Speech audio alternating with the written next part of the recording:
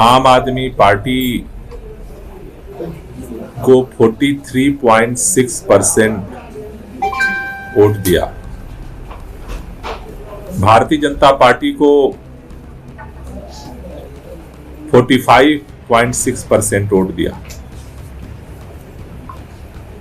आम आदमी पार्टी से 2% केवल ज्यादा वोट भारतीय जनता पार्टी को मिला, जबकि भारतीय जनता पार्टी ने दिल्ली के अंदर चुनाव आयोग के नियमों की सरेआम धज्जियां उड़ाई, सारा धन बल कल छल बल सब कुछ उपयोग किया। उसके बावजूद भी दिल्ली की जनता ने अरविंद केजरीवाल जी के ऊपर, आम आदमी पार्टी के ऊपर, आम आदमी पार्टी की सरकार के कामों के ऊपर भरोसा करते हुए, सभी दबाव और प्रभाव को नकारते हुए दिल्ली के 43.6% मतदाताओं ने इस बात का सरेआम ऐलान किया कि हम आम आदमी पार्टी और अरविंद केजरीवाल के साथ हैं। ये एक बहुत बड़ी बात है। जिस तरह से पूरी केंद्र सरकार, पूरे देश भर का भारतीय जनता पार्टी का संगठन, सभी भारतीय जनता पार्टी के देश भर के सांसद, देश भर की सभी भारतीय जनता पार्टी की सरकारें, देश भर के सभी भारतीय जनता पार्टी के विधायक, देश भर के सभी भारतीय जनता पार्टी के नेता, सत्ता का सभी दुरुपयोग के बावजूद दिल्ली के लोगों का इतने बड़े पैमाने पर आम आदमी पार्टी के साथ खड़े होने का ऐलान आम आदमी पार्टी के लिए, हमारे लिए एक सुकून की बात है। क्योंकि दिल्ली में जिस तरह का चुनाव इस बार हुआ है, इस तरह का चुनाव पहले दिल्ली के अंदर कभी नहीं हुआ। इतना धनबल का उपयोग कभी नहीं हुआ, इतना दहशत में मतदाताओं को कभी नहीं डाला गया। लेकिन इसके बावजूद भी दिल्ली के लोगों ने इतने बड़े पैमाने पर सीट में उसकी जो परिणति है वो 22 और 48 का अंतर दिखाता है।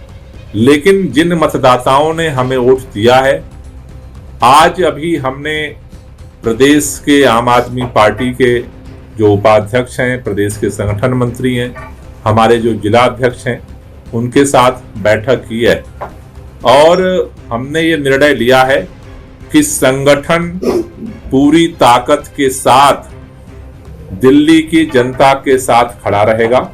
उनके साथ मिल करके हम उनका सहयोग करेंगे। उनके साथ मिल करके जो भी भारतीय जनता पार्टी की सरकार जन विरोधी नीतियों की तरफ बढ़ती है, उसके खिलाफ हम आवाज भी उठाएंगे।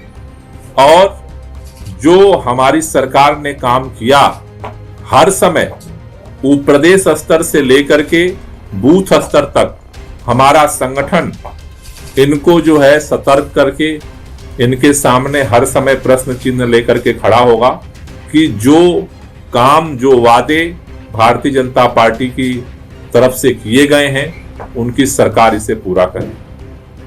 अभी जो लक्षण दिख रहा है चुनाव के बाद का, 10 दिन हो गया और अभी तक भारतीय जनता पार्टी अपना मुख्यमंत्री नहीं तय कर पा रही। कौन दिल्ली का मंत्री बनेगा ये नहीं तय कर पा रही।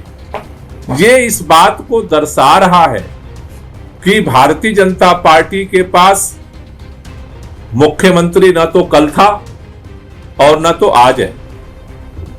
वरना 10 दिन दिल्ली जैसे राज्य में सभी जहां शीर्ष नेतृत्व बैठता हो भारतीय जनता पार्टी का, सारी एक्सरसाइज हो चुकी। भारतीय जनता पार्टी के सभी शीर्ष नेताओं ने सारा छान लिया, वो तय नहीं कर पाए। भारतीय जनता पार्टी की तरफ से बार बार कहा गया प्रधानमंत्री जब विदेश से लौट कर आएंगे तब तय किया जाएगा। भारतीय जनता पार्टी की तरफ से जो ऐलान हुआ था, प्रधानमंत्री जी आ गए, फिर भी तय नहीं हो पा रहा है। तारीख पर तारीख दी जा रही है कि अब इस दिन हमारी बैठक होगी और मुख्यमंत्री तय किया जाएगा। ये इस बात की तरफ संकेत दे रहा है कि भारतीय जनता पार्टी को दिल्ली के लोगों ने पहली बार जिस तरह से सत्ता सौंपी थी और 5 साल में 3 मुख्यमंत्री भारतीय जनता पार्टी ने बदले थे, उसी तरह की परिस्थितियां दिल्ली के अंदर दोबारा पैदा हो चुकी हैं। जिस तरह का टसल, जिस तरह की गुटबाजी, जिस तरह का खींचतान दिख रहा है, वो इस बात की तरफ साफ संकेत दे रहा है कि आगामी दिनों में दिल्ली के अंदर 5 साल में 3 मुख्यमंत्री बदले जाएंगे। कौन मुख्यमंत्री बनेगा, ये नाम तय भी हो जाए तो लगातार इसी बात की दिल्ली के अंदर भारतीय जनता पार्टी में जिस तरह की परिस्थितियां दिख रही हैं कि एक अस्थिर सरकार दिल्ली में हर समय रहेगी। हर समय जिसको नहीं बनाया जाएगा वो कोशिश करता रहेगा कि कैसे जो मुख्यमंत्री बना है उसको हटाया जाए। और ये मैं भारतीय जनता पार्टी की जो पहली सरकार बनी थी उसके जो अनुभव थे उसके लक्षण साफ साफ दिख रहे हैं। ऐसे समय में आम आदमी पार्टी को दिल्ली के लोगों ने विपक्ष में बैठने की जिम्मेदारी दी है। हम सदन के अंदर भी, विधानसभा के अंदर भी एक सकारात्मक विपक्ष की भूमिका को निभाएंगे और केवल सदन के अंदर ही नहीं, पूरा पार्टी का संगठन जमीनी स्तर पे भी, हर जगह मोहल्ला स्तर पे भी अपने विपक्ष की भूमिका में खड़ा होगा और हमें जो 43.6% लोगों ने जनादेश दिया है उनकी आकांक्षाओं का, उनके समर्थन की रक्षा करना हमारा दायित्व है और उसके लिए हम काम करेंगे। इसके लिए आज हम लोगों ने जो निर्णय लिया है, पहला कि संगठन के पुनर्गठन की प्रक्रिया को हम लोग शुरू करेंगे, जिससे कि जहां जहां पर कमजोरी रही है उसे और ठीक करें, उसको और मजबूत करें। इसके लिए 19 तारीख को हमारे जितने जिला सचिव हैं जो विधानसभा के प्रभारी थे, 70 जिला सचिव जो विधानसभा के प्रभारी थे, 70 जो हमारे विधानसभा के अध्यक्ष हैं, 70 जो हमारे विधानसभा के संगठन मंत्री हैं, ये तीनों पदाधिकारी हर विधानसभा से, इनकी जो है बैठक 19 तारीख को हम बुला रहे हैं, जिसमें विधानसभा के स्तर से हम लोग इसको और फीडबैक लेंगे।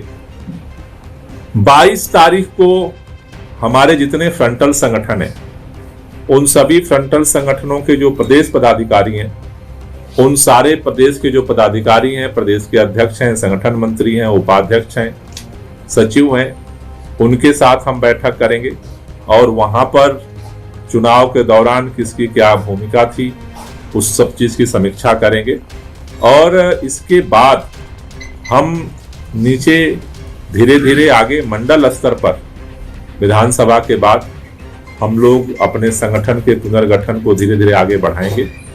तो मुख्य तौर पर सदन के अंदर विधायक दल जो है हमारा विपक्ष की भूमिका में जनता के हितों की रक्षा के लिए खड़ा होगा और सड़क पर जो हमारा संगठन है वो मजबूती से आगे बढ़ेगा।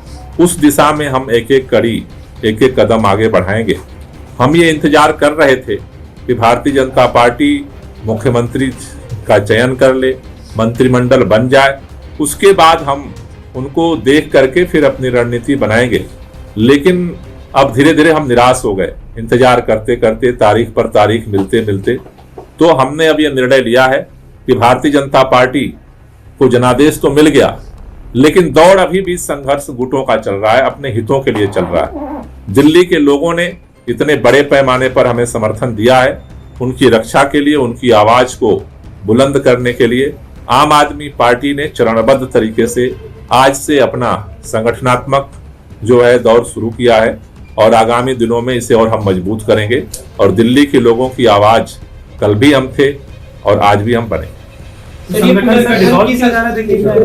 नहीं, संगठन को डिसॉल्व नहीं किया जा रहा है, संगठन के पुनर्गठन की प्रक्रिया जो है हम शुरू कर रहे हैं और उसमें किस अगले 19 तारीख को, जैसा मैंने कहा, कि जो हमारे जिला सचिव थे, जो हर विधानसभा के इंचार्ज थे, तो विधानसभा के जो हमारे इंचार्ज थे ऑब्जर्वर, विधानसभा अध्यक्ष और विधानसभा संगठन मंत्री, इनकी हम बुला रहे हैं, बैठक करेंगे, उनसे रिपोर्ट लेंगे।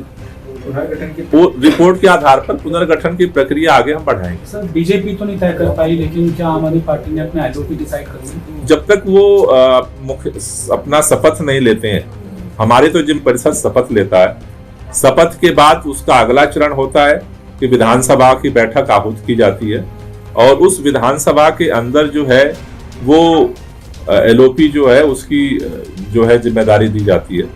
तो सदन की बैठक बुलाई जाएगी, उसके पहले हम वो निर्णय ले लेंगे। ये सोर्सेज से कंफर्मेशन आ रहा है ताकि 20 तारीख को रामलीला मैदान में शपथ ग्रहण समारोह है और रामलीला मैदान के साथ आम आदमी पार्टी का भी जुड़ाव रहा है, क्योंकि अपने जन आंदोलन की भी एक बड़ी शुरुआत की थी।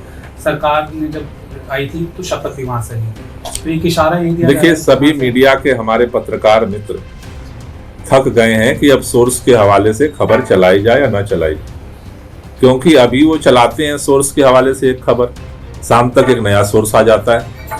अब सबने सोर्स के हवाले से खबर चलाई थी कि प्रधानमंत्री जी आएंगे तो तय होगा, नाम तय हो गया है।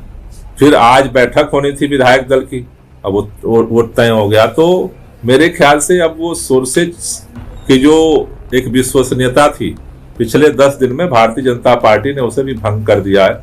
इसलिए अब जो सामने आएगा, एक हकीकत जो होगा, उसके अनुसार हम अपनी रणनीति लेकिन आपको लगता है रामलीला मैदान से शपथ करके कोई संदेश देने की कोशिश हो रही है? मुझे क्यों लगे, पहले वो करें, तो जब करेंगे तो उसके अनुसार अपनी बात हम रखेंगे। एक पावर शो बीजेपी की तरफ से दिखाया जाएगा, उनके एनडीए सरकार के जो सहयोगी दल है, उनके मुख्यमंत्री और बीजेपी के। 10 दिन में भारतीय जनता पार्टी ने उनके अंदर कितने पावर गुट हैं वो तो शो कर दिया, अब बाकी पावर शो भी देख लेंगे उनका। 10 दिन से तो अभी एक ही बात का संदेश देश भर में गया है कि एक दिल्ली जैसे राज्य में भी भाजपा अपना मुख्यमंत्री नहीं तय कर पा रही, तो पावर गुट भी हमने देख लिया है। अब आगे उनका पावर शो है, उसको भी देखेंगे। जनता ने पावर शो के लिए नहीं उनको वोट दिया, जनता ने उनको एक जिम्मेदारी दी है और उस जिम्मेदारी को पूरा करने के लिए जरूरी है कि एक स्थिर सरकार बने। अस्थिर मुख्यमंत्री अगर होंगे तो काम कैसे होगा? भारतीय जनता पार्टी 10 दिन में पुनः अपनी पहली सरकार के ढर्रे पर जाती हुई दिख रही है। यमुना को लेकर हमने कल देखा है, सरकार हरकत में आती हुई दिखाई दे रही है। सरकार बनी ही नहीं तो हरकत में कैसे आ गई? एलजी के माध्यम से। तो एलजी के माध्यम से ही अगर सब कुछ होना है तो एलजी साहब को रहने देते, राष्ट्रपति शासन ही लगा देते। गोपाल जी, अप्रैल में एनसीडी में मेयर का चुनाव होना है और पार्षदों की संख्या बीजेपी और आम आदमी पार्टी की बराबर सी हो गई है। अभी आपके 3 पार्षद चले गए थे इस तरह से, तो उसमें क्या कुछ कहेंगे, आप क्या तैयारी है? अभी तो पूरी दिल्ली इतना बड़े चुनावी प्रक्रिया से गुजर करके अभी तो मुख्यमंत्री का इंतजार कर रही है। एक बार उस प्रक्रिया को पूरा होने दीजिए, आगे की भी रणनीति बनाएंगे। ठीक है।